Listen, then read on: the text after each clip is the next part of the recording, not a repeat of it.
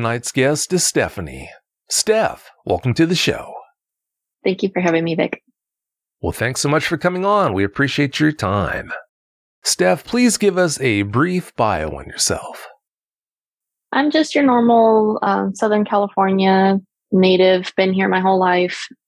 I've always had an interest in cryptids, Bigfoot being obviously the main one that's real big out here when you start getting up towards the Sierra Nevadas, which I like to go to all the time. Real big on camping, real big on my pets, just your average, nothing crazy.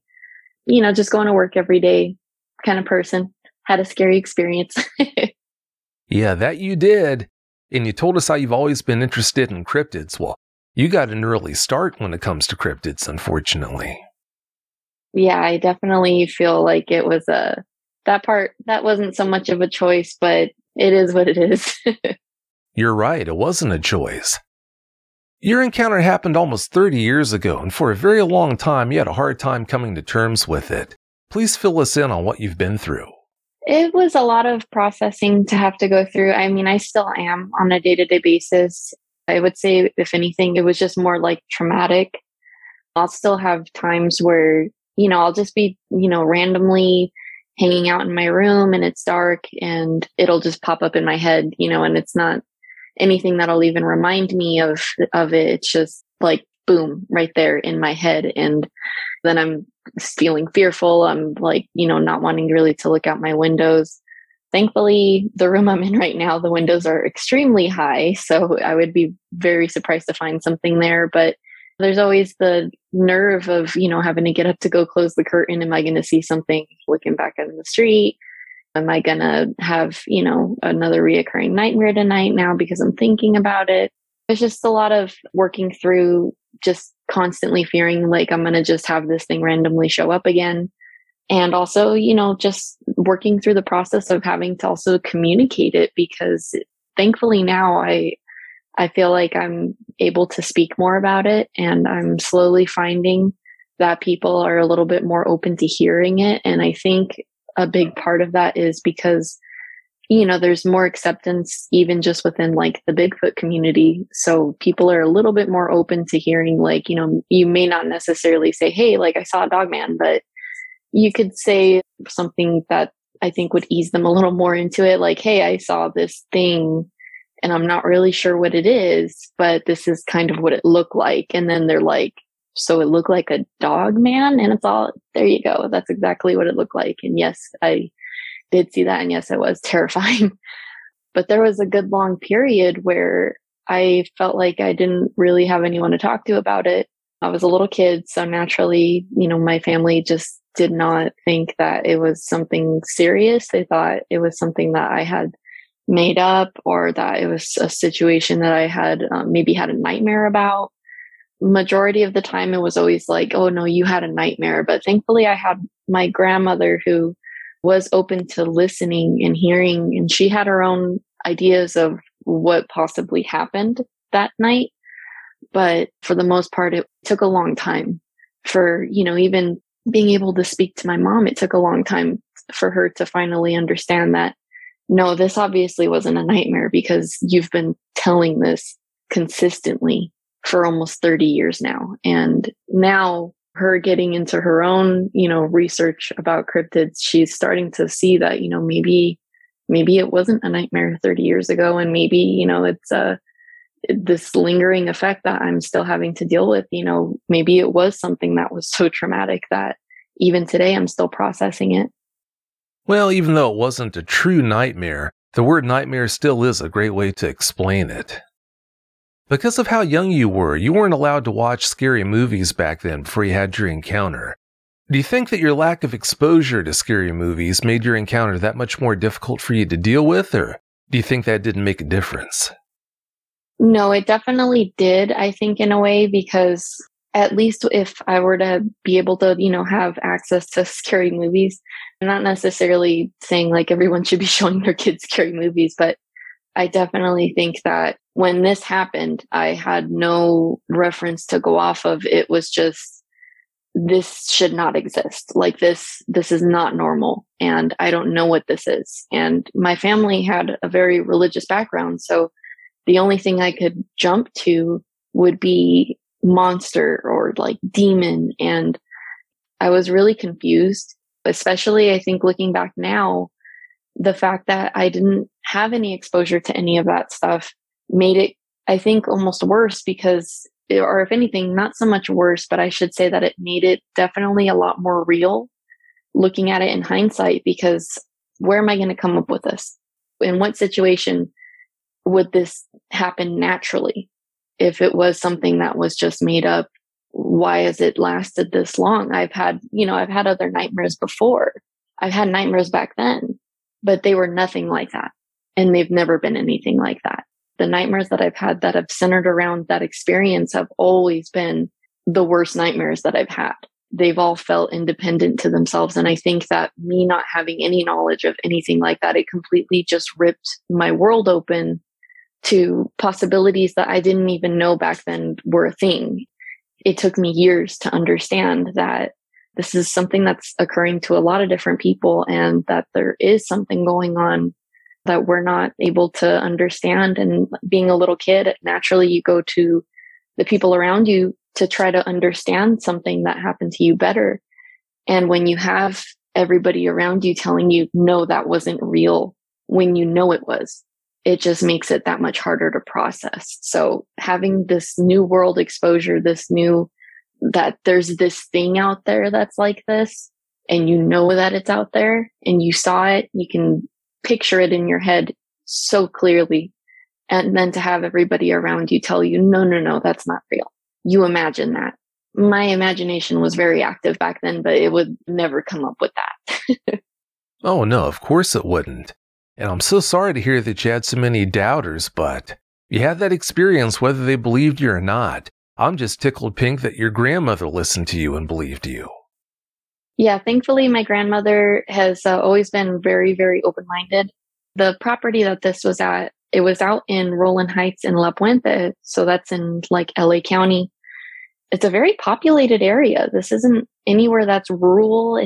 You'll have a couple spots where there's hills, but you're not going to go very far before you're into somebody else's backyard. And when they moved out to this property, one of the things that she, I guess, was having issues with, and she had vocalized this to my grandfather as well, she would constantly hear, he had his own experiences, but she would constantly hear noises in their backyard. And she would always bring it to his attention that, there's something going on back there at night. They didn't have it lit up, so she couldn't see, and she wasn't going to go out there because she definitely was wise enough to know not to go out there. There's, nothing going to be good out there. But she did say that when in the morning she would go out there would be footprints all over the ground. It would be from like if something stepped in mud and you can see the dirt footprints all around. And she always said that they resembled a dog footprints. And when I had this experience and I talked to her about it, because naturally first thing I did as soon as I saw the sun out was go and tell everybody what happened, because, in my head, I was like, we need to lock this house down. We need to start militarizing and be protecting and safe. And, everybody was like, no. But my grandma was like, wait a minute, what did you see? And okay, are you sure you saw this? Okay, because this is what I've seen. And I think her speaking to me as an equal at that time was just like, it was so helpful, because it gave me a relief. Like, okay, I'm not just thinking all of this up. My grandma has seen some weird stuff too. So it kind of helps bring up the air of caution on my part and her part. And, it makes it feel at least justified. So she definitely was a huge, huge help when it came to trying to understand what it was that was going on. It sounds like it. And like I said before, thank goodness at least she believed you. If no one would have, then it would have just been that much more difficult. If you've had a Dogman encounter and would like to talk with me about it, whether in private or on the show, please go to dogmanencounters.com and submit a report. If you've had a Sasquatch sighting and would like to be a guest on one of my 2 Bigfoot shows, please go to mybigfootsighting.com and let me know. But having said that, Stephanie, please tell us about your encounter now. Give us every last detail that comes to mind. Basically, it starts, I'm living in this house in La Puente, and we're at the end of a cul-de-sac. there is a big street light that's right in front of our house. And if you were to go straight directly facing our house, we have a window on the left, a window on the right, door in the middle. Very easy, simple house design. My mom and I were living with my grandparents at the time. We were staying in the room to the left. So the gate to get to the backyard was also on that side of the house. So if you were to look at the window, immediately to the left was this iron gate. You can see through it, but it wasn't that great to see through. And our window blinds were not the best because we weren't, the richest people on the block, but it gave us enough privacy. But the thing is that at night, that street light being lit, you could see any kind of silhouette. We had rose bushes that were in front of that window. And when the light would turn on, you could see the shape of the rose bushes, no problem. Like you could literally see everything.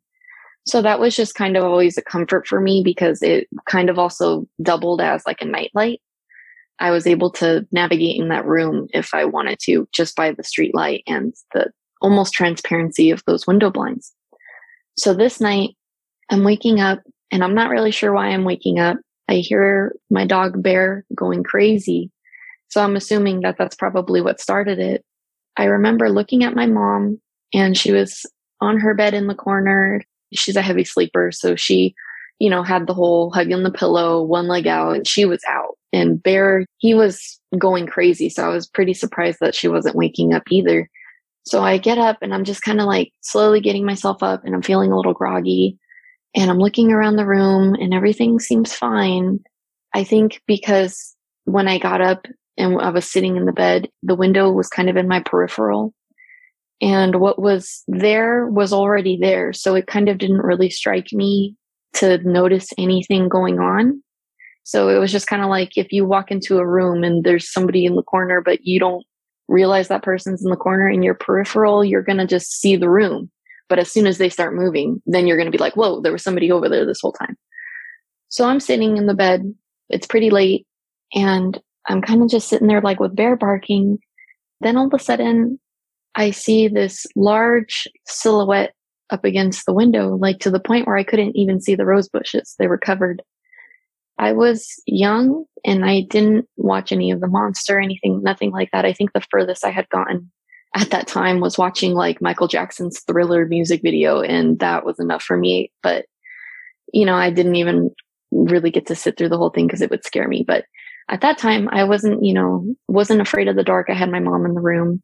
So when I was looking at this silhouette, it took me a second to kind of realize that that this was not normal. And I started realizing what is that? Because the rose bushes normally are right there and you can usually see the shadow of those.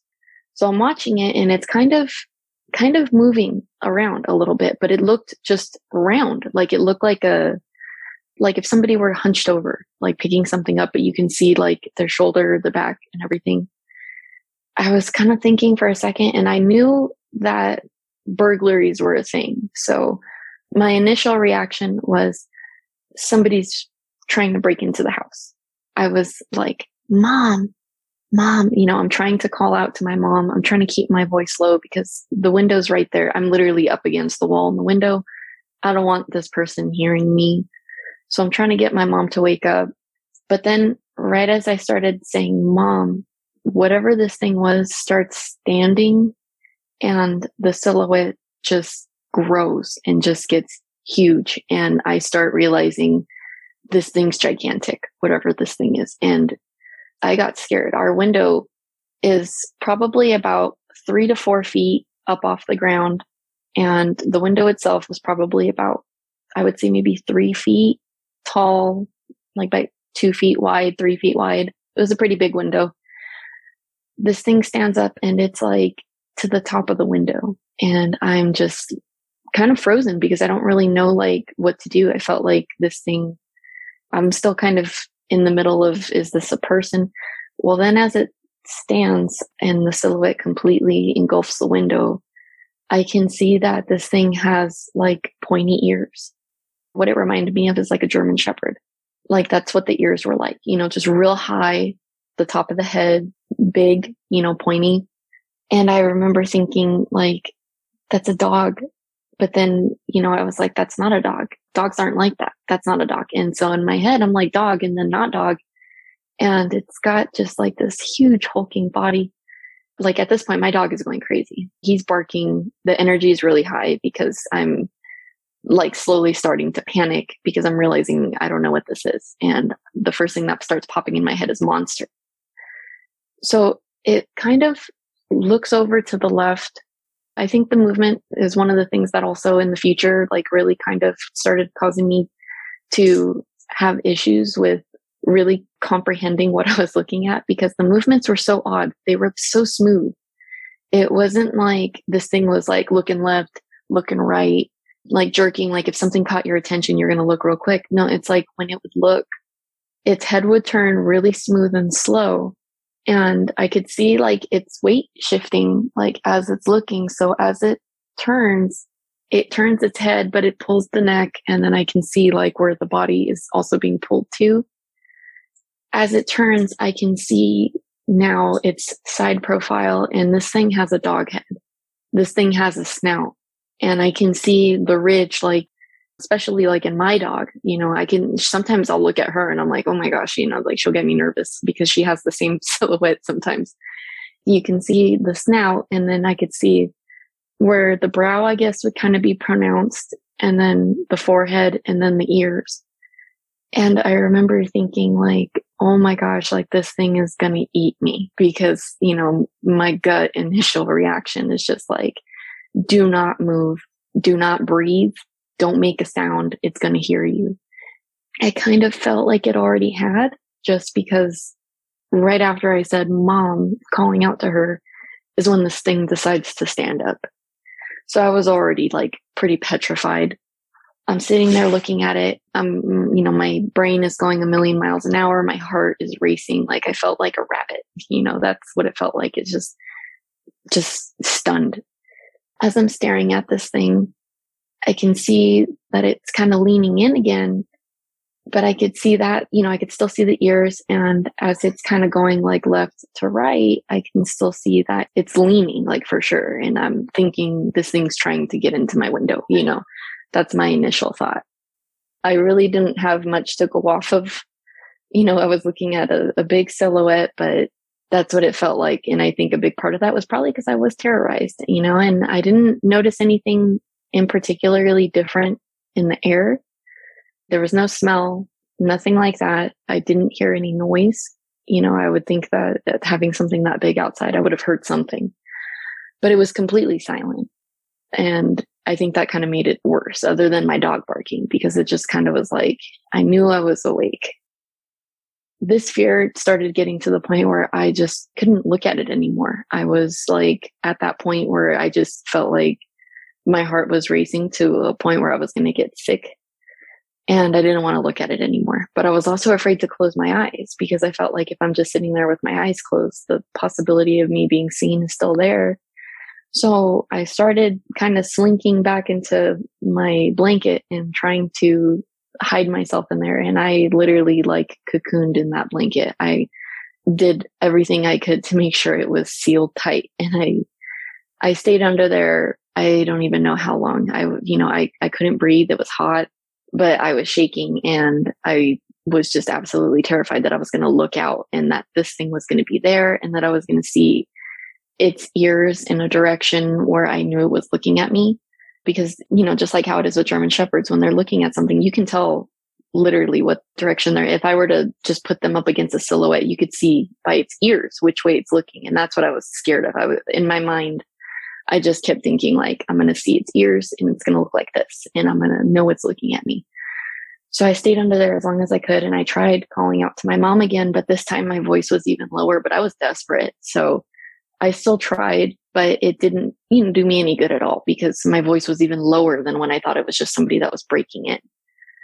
I finally mustered up the courage to be like, you know what? I've got to get out. I have to breathe. I'm getting hot and sweaty and I couldn't do it anymore. And I thought I have to come out at some point. So I mustered up the courage and I started slowly pulling my blanket down, like up to about my eyes.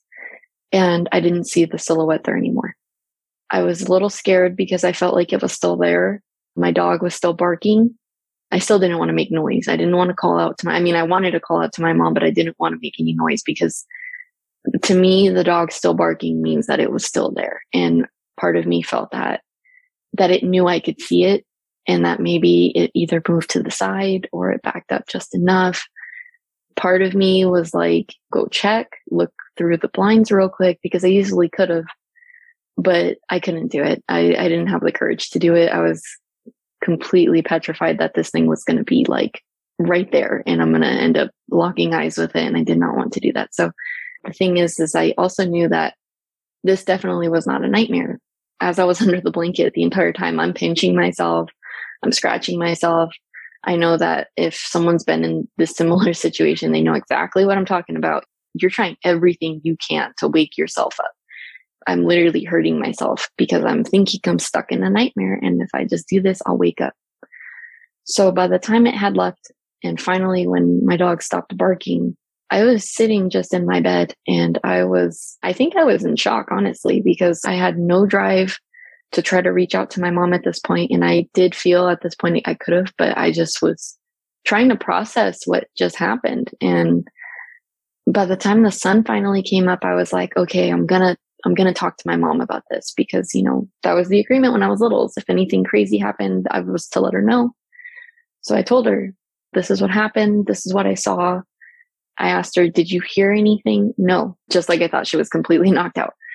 And she tells me, I think you just had a nightmare. Like you probably just had a bad dream. And I told her, no, I know I was awake. I didn't go back to sleep.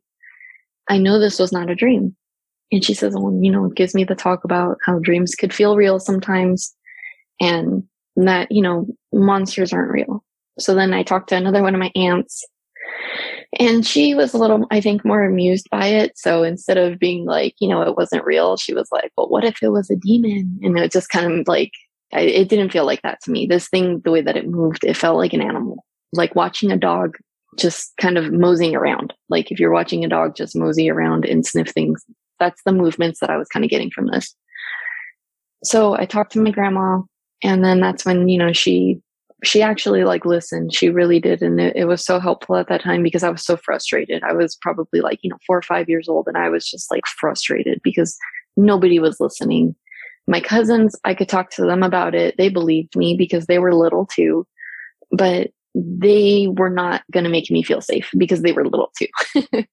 So I'm talking to my grandma and she's actually listening to me and tells me that she believes me and tells my mom, that my mom should believe me too. And she's like, because I've seen weird things here. She's like, I've experienced things at this house and I've seen things in the backyard that I can't explain. And, I think you need to believe her. And it just, kind of dwindled down to, don't entertain it. You're going to give her nightmares, this kind of thing.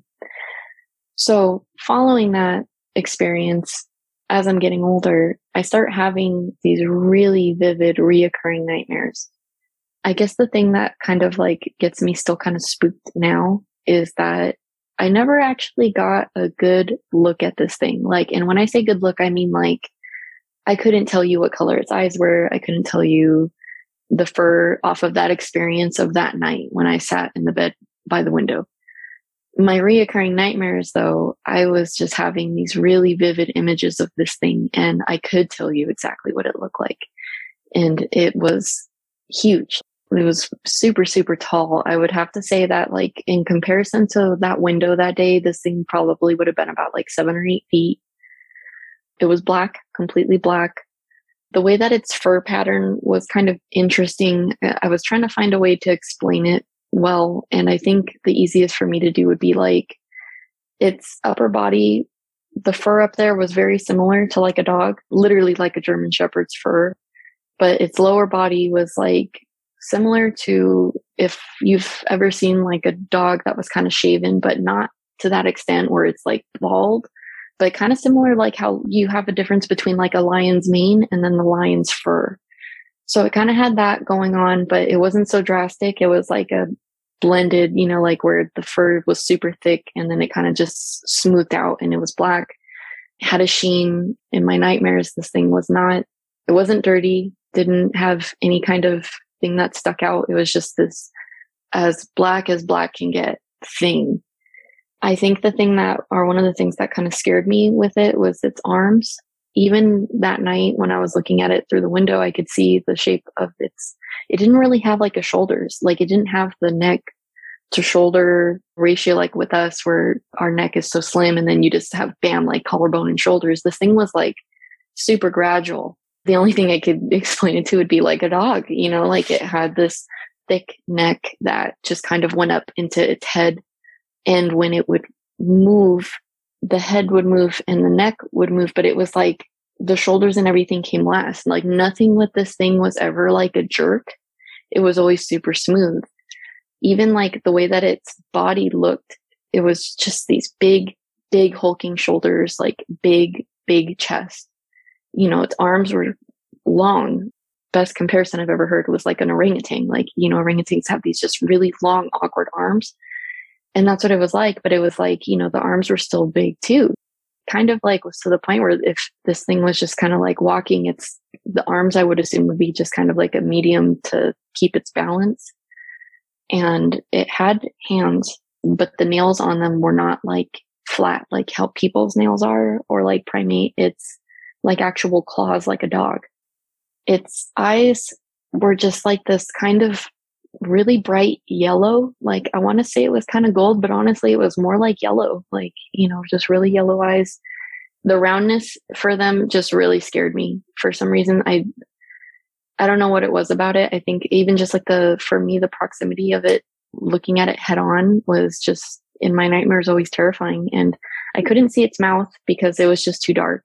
The whole face, everything about this animal was like completely dark. And I couldn't see the mouth because just every single time I would look at it head on, I could see like the top of its muzzle. I could see, just like literally like looking a German Shepherd straight on. And it never opened its mouth. And each time that I've had these nightmares, I've never seen this thing's teeth. I've never seen the mouth. It was just always staring. The way that typically one of these nightmares would work out, and it always varied because sometimes it would be I was in my room and this thing's walking in my hallway, or, I'm outside and I know it's behind a tree, or I'm, standing somewhere and I know it's behind this bush, or sometimes I just would become aware of it in the dream. Like I would, when you have those dreams where you can kind of feel like you're dreaming, you're still kind of half awake. And this thing would just make me aware of it like immediately. I would just not be thinking anything of it. And I would turn, look at something, and it was like right there. The thing that it always did was just stare. If it was one of the dreams where it was walking in the hall, those ones were particularly the ones that scared me the most. It would basically, so if I'm in my room, and I can just make a simple example, if I'm in the room and on the other side of me is a doorway, this thing would be walking from left to right in the doorway, and I could barely hear the sound of it. It's like on the carpet, just so light, like you can hear it, but it's quiet. And it would always walk past, and the size of it was so big that when it would walk past, it wouldn't see me because it would be like, the top of the doorway's at like this thing's shoulders. It would keep going, and I would always feel like if I don't move, like if I stay still, it won't see me, and I just won't breathe, and it'll just keep going and it'll forget. But then it would get past the doorway and I wouldn't hear the carpet kind of getting the pressure of this thing anymore. And then it would just be this extremely eerie silence, and this thing's head would just come from the side of the doorway real slow and then just turn and look at me. All I would see is just like its long neck. It literally looked like a dog was floating in the middle of the doorway with, like, if somebody's holding a dog and letting it kind of just pop its head in the middle of the doorway. And it would just be black, and its eyes would just be looking right at me. Nothing else going on, just staring. And I would literally feel like I was having a heart attack. It used to scare me, like, to the point where I would wake up. I would try to wake myself up, but ultimately the thing that would wake me up would be just feeling like I was going to have a heart attack. These nightmares were very frequent. They lasted for years. Some weeks I would have it like, this is like an every night occurrence, and I would just be terrified of the dark. I would having sleep problems. And then sometimes it would be like I went a whole month and I didn't have this nightmare at all. But I think the thing that really sucked the most about these nightmares was that it always felt like this was something that was completely independent to me. Most of the nightmares that I've had, I could always wake up and I feel like, oh yeah, it was just a nightmare. It might have been a little scary, or even sometimes it's just like, okay, I just got to make sure that that didn't happen.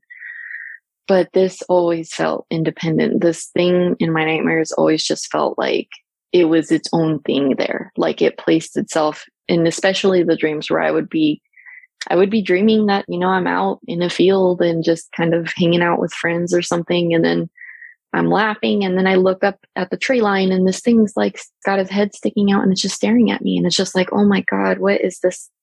It would just be this sudden, just immediate drop of my stomach and just dread and feeling like, oh my God, it's here. Like I'm not prepared for this. Where did it even come from? Just always felt so independent. Like it was just this thing that was there.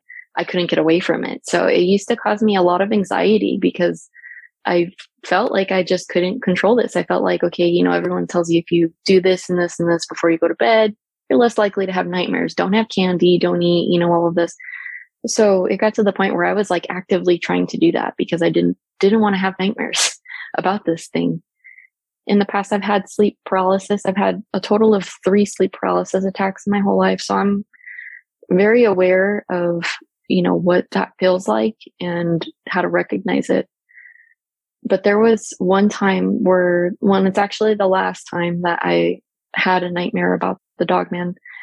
In this nightmare, it was there and it scared me because in this nightmare, it was on all fours, which was the first time I had seen it like that. Every other time I've ever seen it, it was always on its hind legs bipedal. It's had, its scary, scary dog legs that just made no sense at all, and this time when I saw it, it was still huge, still this gigantic thing. But I thought, oh, this thing's just a wolf.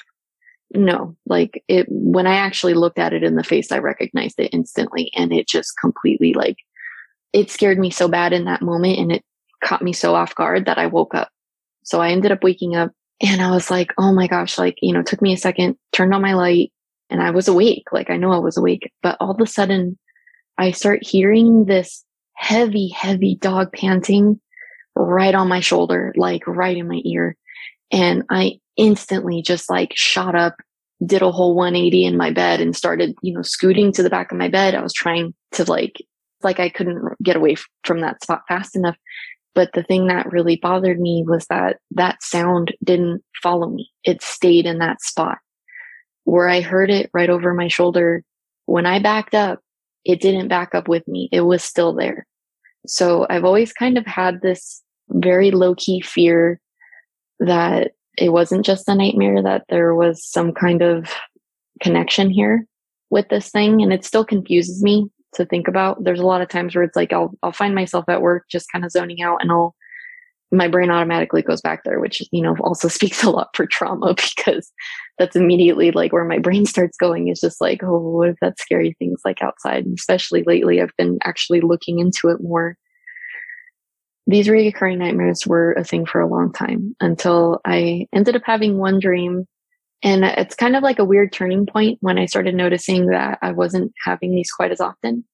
I had this dream that I was swimming in a swimming pool and all of a sudden there's this giant Gila monster at the bottom of the pool. And it's big old lizard. And I got scared, instant scared because I was just there's a big thing in the pool, and in my dream, I woke up and I didn't really think anything of it at all because it was just one of those random dreams you have as a kid. This was probably around when I was 12 years old, I think. As I got older, I would have this little Gila monster kind of just pop up in my dreams every so often. And, it got to where it's it didn't scare me anymore. Well, I get older. I go to this meditation studio out here and there's guests that get invited there sometimes. And I'm about 20 when this happened. So I go there. At this point, I was I just trying to, I'm figuring myself out at this time. And I want to try to understand, even just kind of what I went through. And at this point, I'm feeling a lot better about it because it's been a long time since I've had a nightmare. I haven't seen anything, I never even heard of Dogman at this point, at all. Just assumed it was yeah, I had one scary thing and I was still in a place where I was trying to just kind of convince myself that maybe it was just a nightmare. Maybe I didn't actually experience that, even though like deep down I knew I did. I go to this meditation studio and there's two ladies that are there. One of them, she practiced a lot of the traditions of like what people consider like Norse mythology. She prayed to like the old gods. Just that was her thing. Her friend who was with her was an indigenous woman, and they both practiced like, various different kinds of healing from different cultures. One of them being Reiki healing. I had never had that done before. So I wanted to try it out because, even though I don't necessarily subscribe to all different kinds of beliefs, I'm just like, let's just try it. I've never done that before. I wonder if it actually does anything. I go through the process with them, the healing, and then afterwards, we're talking. And the medicine woman, the indigenous lady, comes up to me and she hands me the stone, and it's tiger's eye. I was kind of like, I've always been into stones, even aside from what people think the attributes of each one of them are. I still find them fascinating. They're beautiful. So it's like, I was super excited to get this. And I was like, wow, like, thank you. And she's like, yeah, I'm going to give this to you. You should keep it with you. And I was like, oh, okay, cool. Thank you so much. Like, I really appreciate it. And I was like, real happy, smiling. She's not smiling back. So I'm just kind of like, okay. And she goes, no, you need to keep this with you. And there's a seriousness to her voice now. And I'm trying to, I don't know what's going on. So it kind of confused me, especially right after the healing. So I'm like, okay. And she's like, and she looks at me, and I don't know what it was, but it was just like instant. I knew that she knew. Just the seriousness that she had when she handed me the stone, like it started unnerving me, and I started getting like a little scared because it made me feel like, all of this work that I've tried to do to convince myself that this wasn't an actual thing was being done so fast, like it was nothing. I have this castle of cards, and it just got blown away, like instant, by this glance that I got from her. And I start talking because I was going to ask her, like, what do you mean? And so I'm looking at her, and she hands me the stone. I'm holding it, and she's like, keep it with you. So I start leaning in, and I was going to ask her, like, do you know, kind of a thing? And she stops me, and she's like, no, don't talk. And I was like, okay. And she's like, yeah, don't talk about it. She's like, just keep the stone with you. And it was just really short, just like that. And so I was really confused because I was just like, why, like, why, tell me, how did you know? How did you know about this? How it's really hard to just have like everything just thrown like that and then not being able to ask questions. So it really threw me for a spin. And, I was upset because I wanted to find out, like, how did you know? Why are you saying this to me? And most importantly, if anything, just like, how did you know? Because it was making it real at that point. That whole interaction made it so much more real for me because it kind of affirmed that. And she didn't even say anything. She didn't even give me any specifics. It was just, keep this with you and don't talk about it. And so I was like, okay. So I started walking out, and I know that the other lady that was with her, her friend, like, I know she saw that interaction, and I know she saw that I was confused. So I'm walking out, and I'm upset. Everything that the relaxed feeling that I came out of the Reiki healing just completely like evaporated. And the other lady caught up to me, and she's like, I'm really sorry about that. She's like, she feels how she feels, but I do think I want to talk to you about this, what she's talking about. And I was like, kind of relieved, but also kind of scared because is this really a conversation I'm ready to have? But it's like, it needs to happen because if not, I'm just going to get in my car and I'm going to go home and I'm going to be stuck thinking about this for who knows how long. She starts telling me, you have something there, like there's something with you. And she's like, I don't want to alarm you, but there's something with you and you need to know about it. And I said, okay, well, can you give me some more information? Like, what is it? And she's like, I don't know. I don't want to get into that. She's like, because, it's there. The good thing that you have is that your ancestors, they left you something to help you, to guard you. And I was like, okay, I'm Indian, so I'm indigenous. And but I don't have any connection to my family history or tribes or anything like that. Dad's side of the family is from Peru. My mom's side of the family is from Mexico. I don't have any connection. I was born here in California. So she said, your ancestors left you a guardian. And at this point, I'm just like, part of me is like, but then also part of me is like, be quiet, because how did they even know about all of this to begin with? Like, I haven't even told them anything. And she's like, it's a big lizard. She's like, you have a big lizard that stays on your shoulder. And so I was like, okay. And like instant, it was just like, first thing that popped up in my brain was the Gila monster. So I was just like, okay, I guess I can kind of put all that together. I'm still extremely skeptical, but that's part of one of the personal issues I've always had just in myself is I never want to believe anything. I never want to believe anything unless I have like a huge body of evidence to go off of. And that's even going as far into my interest in the cryptids. That's one of the reasons why I easily fall so hard for Bigfoot is because, there's tons of evidence. So it's like, yeah, I can easily get into that. But Dogman, it's one of those ones where it's like, definitely was hard. And especially because at that time I wasn't connecting with anyone about it. I would talk to people about it, but it would always kind of just be one of those like, oh yeah, this is a scary thing that happened to me when I was a little kid. It was never in a serious conversation. It was always like, I'm hanging out with my friends. And this is just, you start telling ghost stories and things like that. And oh yeah, by the way, I saw this giant dog creature outside my window when I was 4. And everyone was kind of like, wow, that's scary. That was it. That would always be the end of the conversation. So it was just like, it was very easy to write it off as like, yeah, it was just a ghost story, just like all the other ones, kind of a thing. After she told me this, I was still really upset because I did not want to acknowledge really any of it. I kind of just wanted it to be written off. At this point, my mom is still just like, I think you just had a bad dream. And, time goes by. I start getting older. I have a cousin who just as recently moved out to Wisconsin. So we're hanging out and she's a lot more open than I am. I'm very interested in it, but, I hold my reservations for a lot of things that I believe in, which is very hypocritical, especially because I had this experience and I have no evidence at all.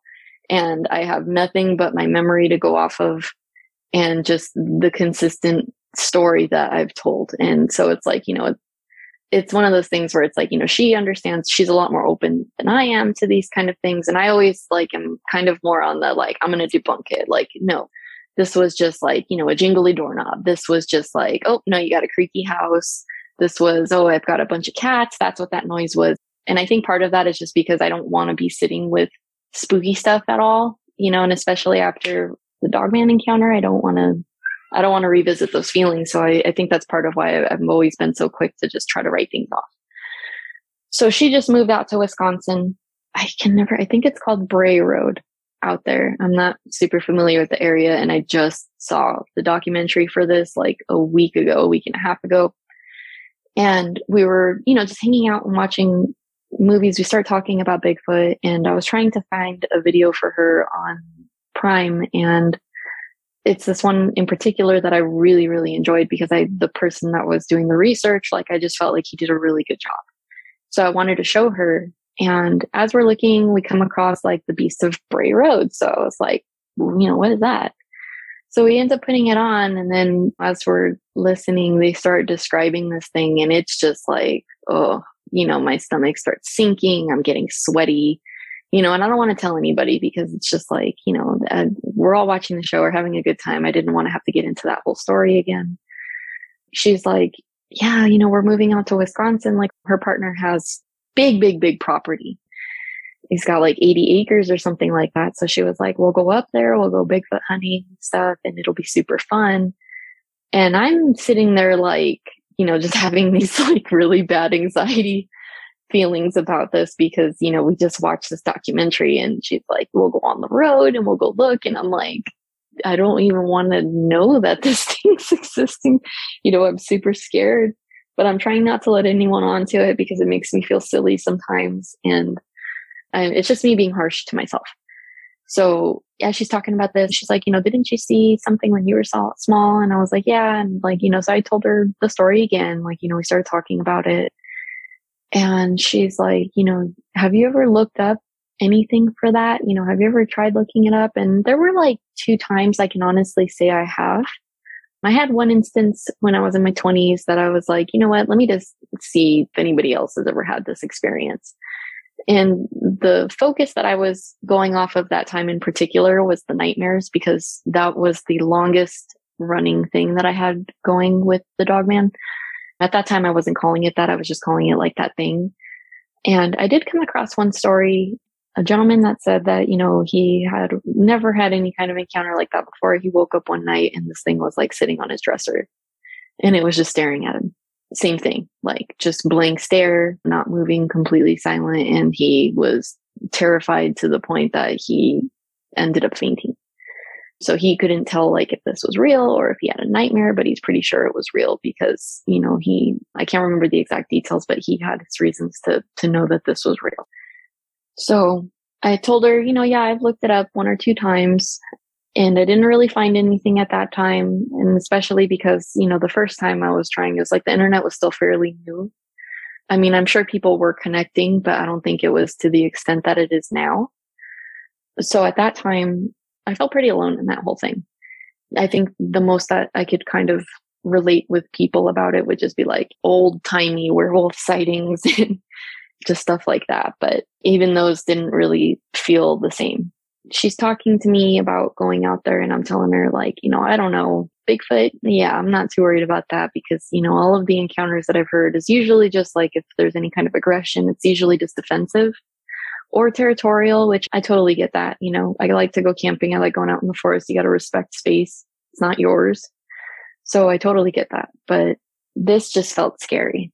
To me, it was just like the idea that now having this kind of knowledge, because I just kind of, first initially thought like maybe this thing was just something that was kind of like following me around, like, in my nightmares and stuff. Like I've heard the ethereal being kind of thing. But then, watching that documentary and somebody being like, no, I physically saw this. It totally just made it like, maybe those were just nightmares because of the trauma. So I was really confused. And then I was like, you know what, let me look up some more stuff. Like, let me see if there's more to this than that. And I started looking up mostly just the description. I didn't know what Dogman was. So I was just like creature with dog head and like man body, or I would type in like, because the size of this thing's like upper body was like the only thing I could kind of relate it to is like a gorilla, because it was just like massive and muscular and scary. Like just seeing it was terrifying. Like, it really hit like some primal animalistic terror. That's the only thing I can kind of relate it to. So I was just Googling, creature with dog head.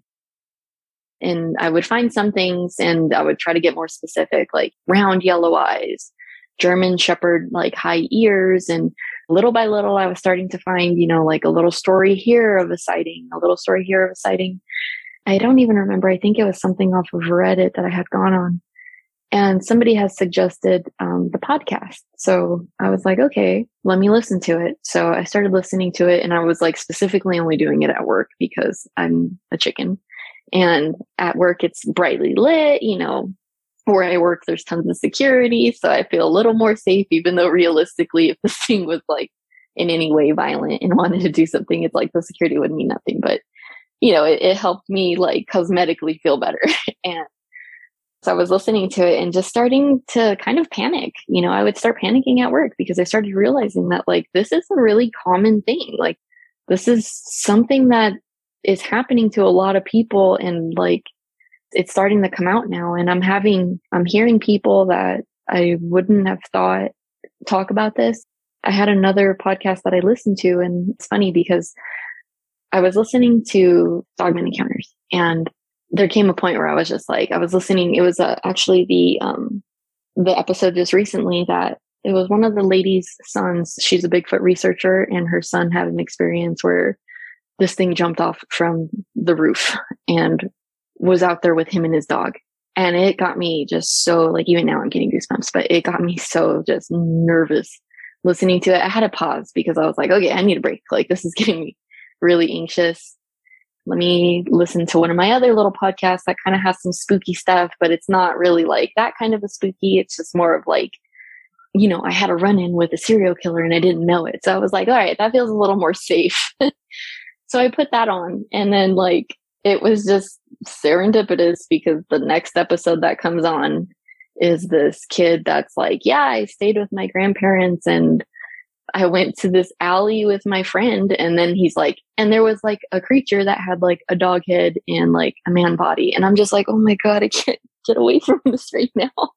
So I was just like, are you kidding me? So I was like, all right. So I sat through it and I went back on the podcast and just kept listening. But it just really kind of shocked me to hear that this was like a really common occurrence. So I thought, you know what, let me look up California now. It took a long process for me to even try to look up images of this thing because, people have caught images, and granted, some of them are not the greatest, but it's like, you can't really blame them because if you saw this thing in the forest, you're not going to be like, let me stay right here and take a photo shoot with this thing. It's like, no, you're probably trying to get away and like trying to just get anything you can in case something happens. So it took a long time for me to be able to even feel comfortable looking at any kind of documentation of this. And, for me being the person that, always wants evidence, this is one of the times where I was just like, I don't even know if I want it because I already know what my experience was. At that point I was like, I don't really need it because I already know, just to kind of confirm it, I guess. I was like, let me just look it up. And I did it while I was at work. So that way, I felt a little bit more secure. Some of the pictures were really scary. And one of them that really stuck out to me because it looked exactly like the face that I was having nightmares about, the profile that what it would have been like if I were to have removed that curtain and it was just me and this clear little pane of glass. This is the face I would have been looking at. And it's the image that gentleman in Australia, he went kayaking, and I'm sure everybody probably already knows the story. He went kayaking and this thing was following him along the embankment, and he tried snapping a picture of it and he got it while it was in the bush, and you could see this thing staring at him through the bushes. I was like, nope, put my phone down. I was like, I can't look this up. It was freaking me out too much. So I'm still processing a lot of this. I'm literally in all of this, like watching that documentary, looking all of this up, finally starting to really open up that can again.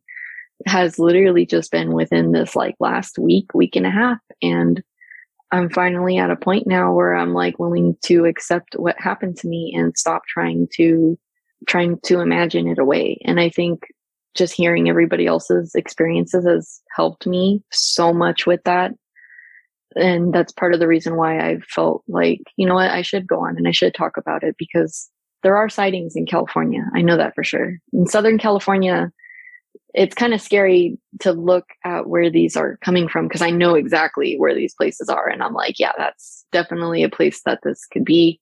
So it's going to definitely have me more mindful about what it is that I'm doing when I'm out in these places, because a lot of them are like, places you want to go camping. There's not a whole lot. And most of the stories I was listening to was like in these rural places where it's like heavily forested, and this thing can easily hide. You could have this thing, 50 feet away from you and you won't even see it. But where I'm at, it's not like that. Like even the areas that are pretty considered to be wild, they're not like these forested things. They're big hills with, the most you'll get is like tall grass.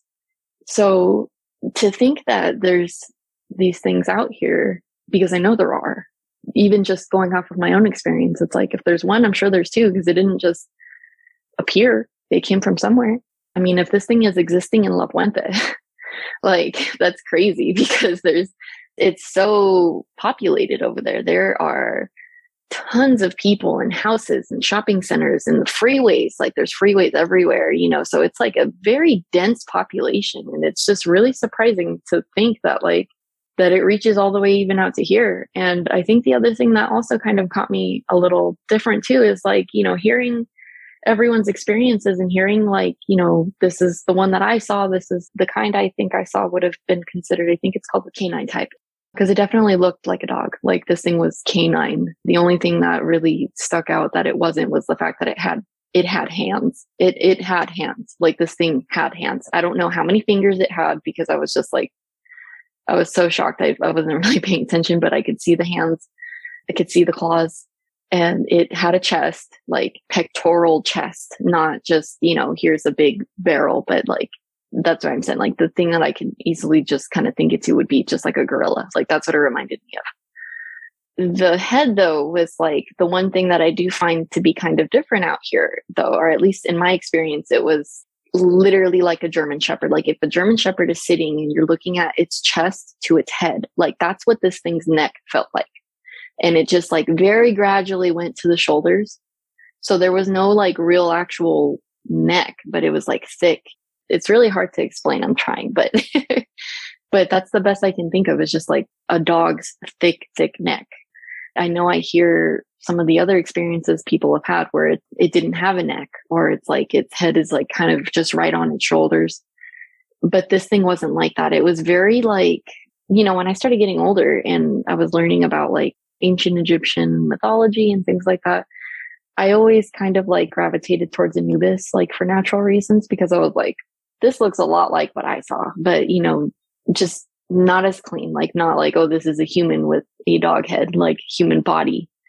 Just had that gravitation because of the whole, it's a dog head. Like this is a cryptid.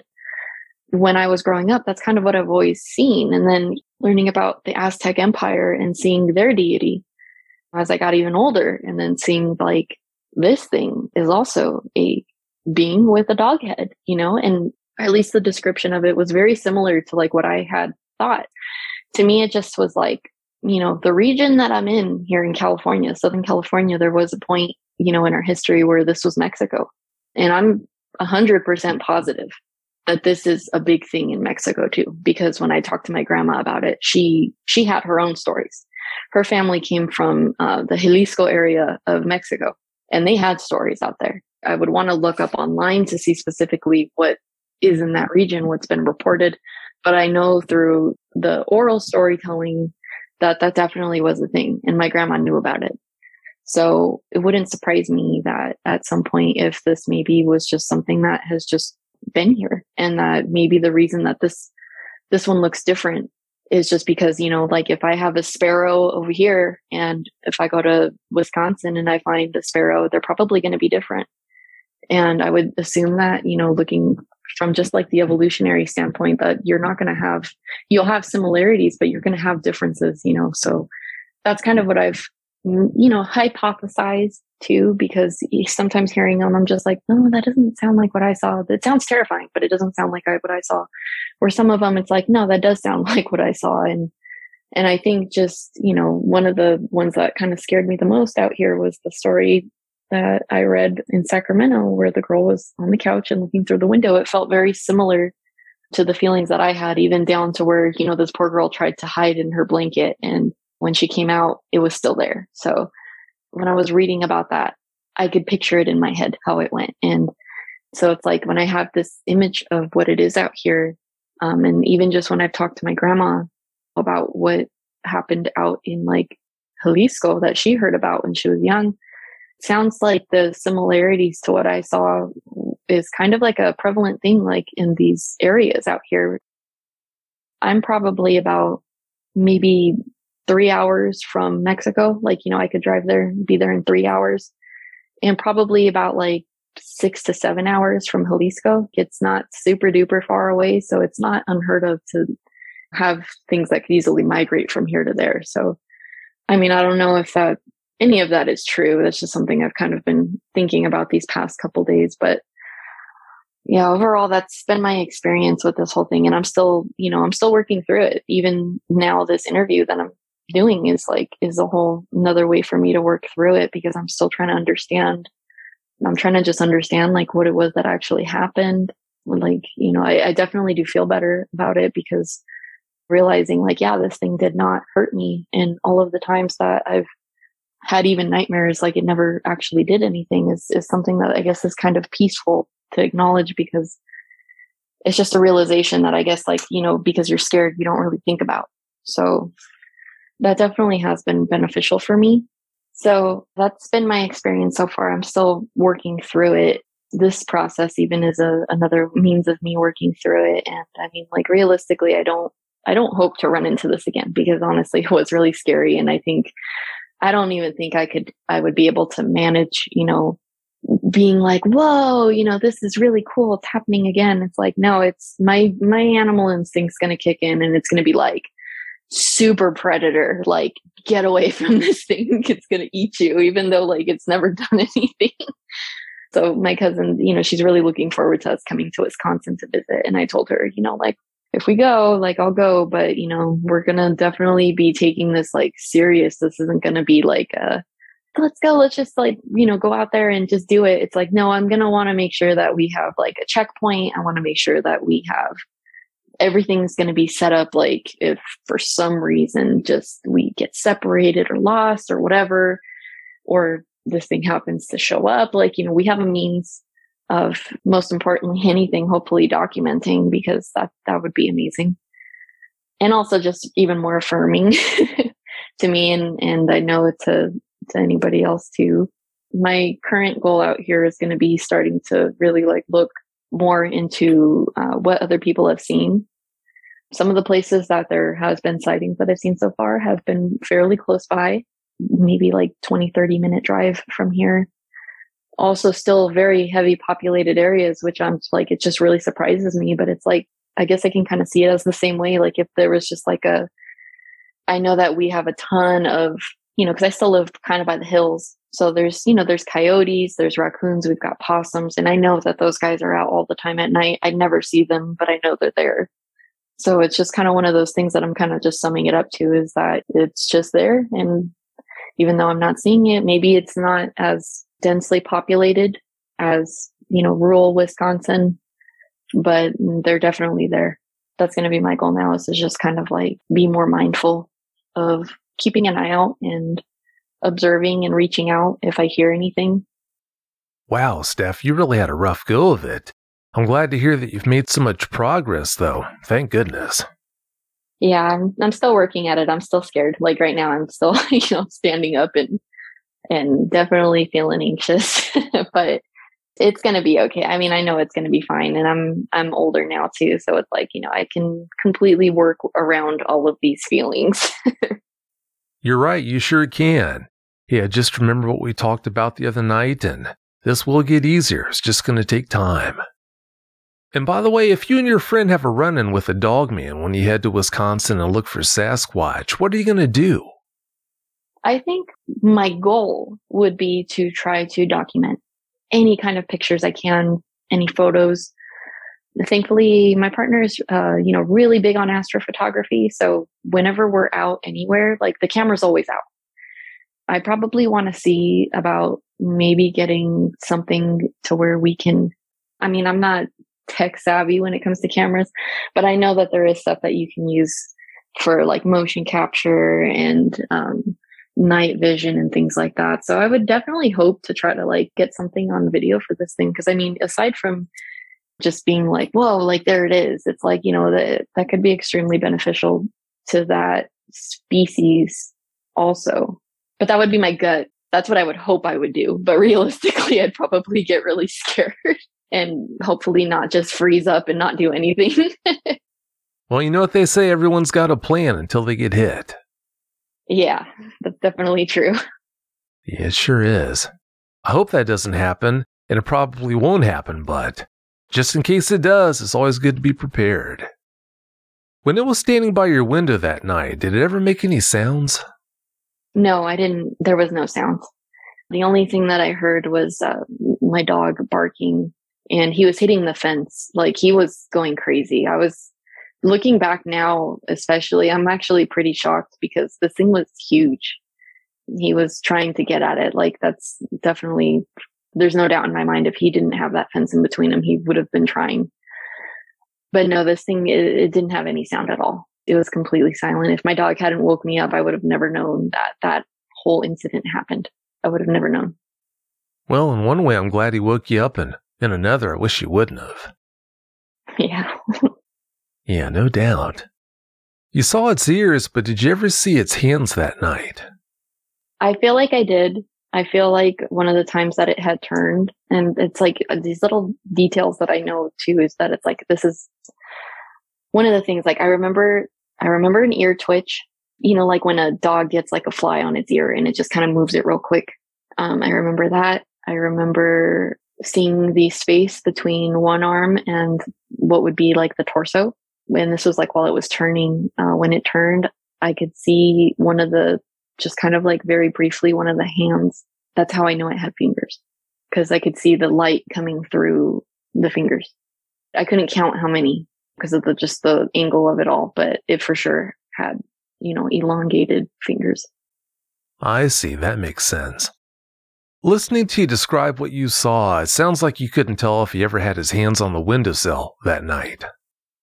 I feel like one of them was. The one that I had saw, when it had looked to the left initially, it would be its left side. So if I'm facing the window, it's its left hand closest to the gate, and it turned and I could see it for a second. And the other one I never saw. When it started leaning in, I felt like it had its hand, because we didn't really have like a ledge right there. We had just like the wall and a very, very thin, like little frame around the window. I feel like if anything, it may have had its hand on the wall, like maybe like it was kind of like slouching a little. Well, that fits. Yeah, they do slouch a lot. Can you remember if you might have made any sounds that might have made it aware of your presence right before it came to your window? I would say that I'm not sure how long it was there for, that if I was asleep and I made a sound that drew it to the window, I'm not sure. By the time I woke up, it was already there. It's just that I didn't actually realize it was there because it was in my peripheral. So everything to me just kind of was like, this is just what it is. It wasn't until I started realizing like, oh, wait, I can't see the roses. Like, why can't I see the roses? And then it was like, oh, this thing's kind of moving. Like, what is that? And then it was like, oh my gosh, somebody's breaking in. Like, I'm going through all of this just really fast. I'm like, oh, there's a burglar. Like, I wasn't thinking someone was breaking in. I literally thought burglar. And I was thinking like, little kid version burglar, white and black sweater with the band over its eyes kind of thing. That's when I started trying to call out to my mom. And right after I had said mom the loudest, because it was a whisper almost. And right after that is when it like actually stood up, and I could see it start like looking to the left, then looking to the right, and then kind of just like standing for a second, neutral, looking to the left again. And then seemed like it was neutral, and then it started like leaning in. Unfortunately, he probably did hear you. Yeah, I do think it did. Oh, I bet you're right. Instead of hiding under your covers the way you did, why didn't you try to sneak out of your bed? I had a gate around it, so you don't fall out of the bed kind of thing. And I honestly just didn't want to move. I felt like the closest I could think to is just literally, I felt like a rabbit. I was just stuck. I've frozen deer in the headlights kind of thing. And I couldn't find it in myself to move or make a sound or anything. So even just trying to slink back into my blanket was hopefully my means of, it just won't see me. If it doesn't see me, it'll go away kind of a thing. I felt like if I would have gotten up, because I desperately did want to get up. I wanted to get up. I wanted to go to my mom because she was right there. So it even more so was crazy in that situation because it felt like security was so close, but I just couldn't move. I couldn't budge. Oh, sure. You wanted to do that, but yeah, like a lot of people, you're just paralyzed with fear. I'm a little conflicted on this. How dark was your room when all this was going on? It was pretty well lit. We had that street light that was in front of the house, and it was probably maybe like 50 feet in front of the house, not very far. And it's those very, like if you come to California, that's pretty much the same street light everywhere. It's like this real bright kind of orange color. They're not super bright, but they're usually bright enough to be able to illuminate. Like in that instance, I was able to see because the window itself would be illuminated. So it was pretty well lit. It was lit enough to where I felt like it was a nightlight. So that was the thing that I liked originally so much about that room, is because that street light would keep it lit all night. And like I could get up and find my things. I could navigate in the room very easily, and it would not be a problem at all. That's how well lit that was. Yeah, of all the nights to have light coming into your room, That wasn't a good night to have that happen. Your mom didn't hear him, obviously, but did you ever try to find out why no one else in the house came to find out why in the world Bear was going nuts the way he was? Oh, I know why. The reason is because the only other rooms in the house was like the room that was directly across from us, which faced the backyard. And then there was a very large bedroom that was upstairs. And then the other bedroom was like on the complete other side of the house. Like you would have to go down a hall over there. And my family is all like pretty, or at least like my grandmother, my grandpa, and at the time, my other aunt that was living there. All of us are very, well, not me, but they are all very heavy sleepers.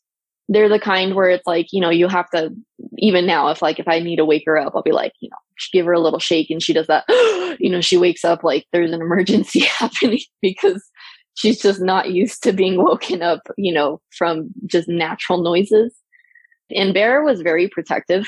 He was a very protective dog. So, if people were walking by, like we had a neighbor in particular, I remember that used to get really annoyed because whenever he would walk up the driveway, Bear would be barking at him. So I think also that it just kind of became white noise for him to be barking. They were so used to it. He'd bark at other dogs. He'd bark at raccoons. So I think if anything, if they did even hear it, they were probably just like, oh, he's barking at like a possum or something. And this thing also not making any noise didn't help either, because that normally would have been like, oh, whoa, there's a big noise. He's barking at somebody, but this thing was completely silent. So it easily could have just been passed off as like him barking at a night critter. Well, in one way, it's a bad thing that he was quiet, but in a lot of other ways, it's a good thing that he did remain quiet. Did your mom move your bed away from the window the next day, or did she refuse to move it because she didn't even believe you? Oh, no, the bed stayed there. Oh, no. Yeah, it was a small room and her bed was pretty big. So, my bed was just like, no, you just had a nightmare. It's going to stay right there. And I definitely had problems sleeping. The week that was following that, I actually didn't even sleep in that room. I went to go sleep in my grandpa's bed because it just didn't feel secure. I did not feel safe at all. And it took a bit for me to be able to go back down there and sleep with my mom. And I know that she was a little like sad about it because I'm sure that it made her feel safer too, having me in the room.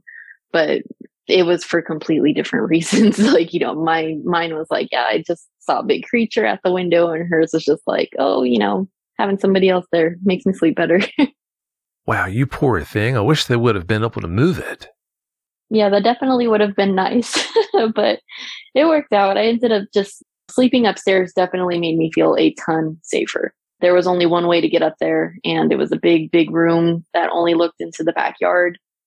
Generally, my grandpa, if I was up there, he would have like a nightlight. So, I felt pretty secure there. I had one entrance and exit, and the windows were much better covered, and there was no light illuminating them. So if there was something on the other side, I didn't know it.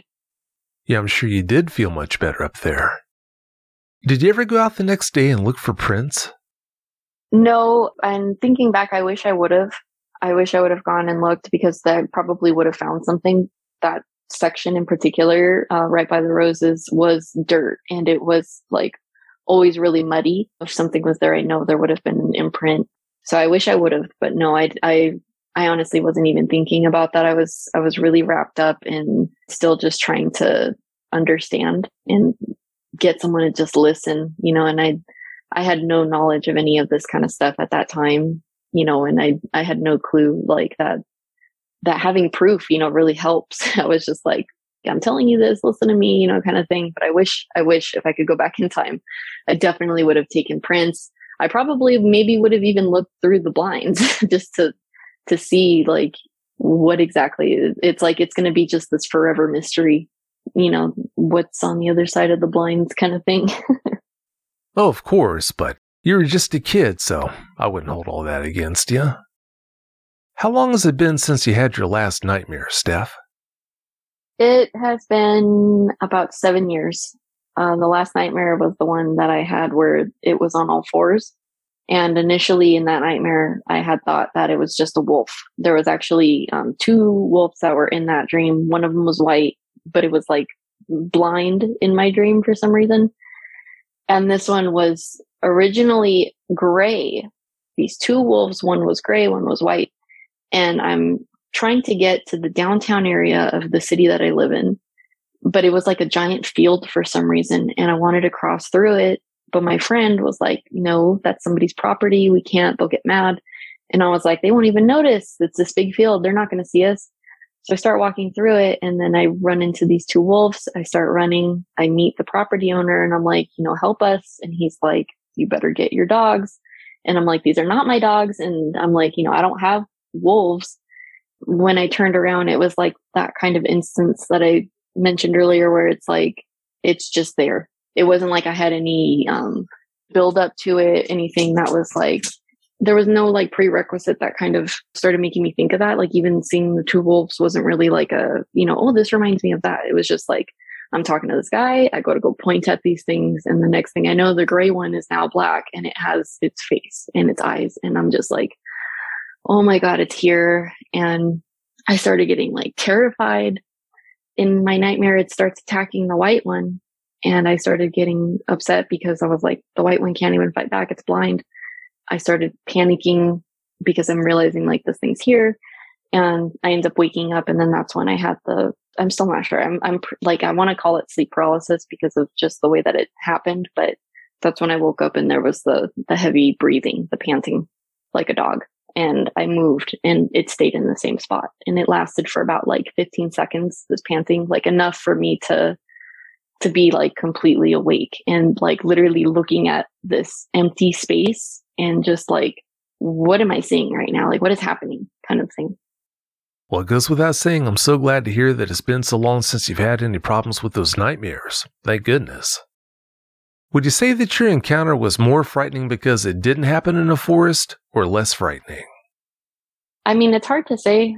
I'm sure in a forest it probably would have been probably equally as frightening, but I think just because the forest already has like an air of mysteriousness to it that maybe I could have accepted it a little more, but out here, just as a kid, especially with like no knowledge at all of any of this, at that time, I didn't even know what Bigfoot was.